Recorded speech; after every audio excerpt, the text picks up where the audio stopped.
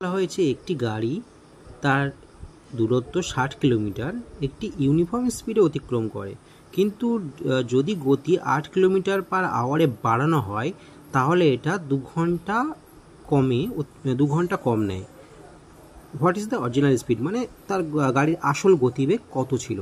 বন্ধুরা, যখন এরকম অঙ্ক তোমাদের কাছে দেবে তখন তোমরা একটা কাজ করবে কি, ডিস্টেন্স যেটা আছে, টোটাল ডিস্টেন্স মানে 60 কিলোমিটার, তোমরা দেখতে পাচ্ছ এখানে 60 kilometre per hour, 60/x minus, আচ্ছা ডিস্টেন্স 60ই ছিল কিন্তু বলেছে 8 কিলোমিটারে বাড়ানো হয়েছে, মানে x+8 equal to less than বলেছে 2 hours 2 করবে।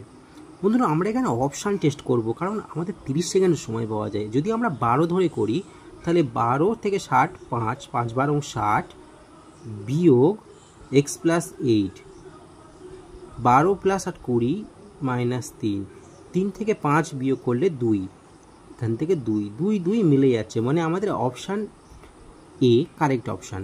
বন্ধুরা, দয়া করে একটা সাবস্ক্রাইব করে দিও, সাবস্ক্রাইব করলে তোমার ভিডিও করতে মোটিভেশন পাওয়া যায়। Thank you.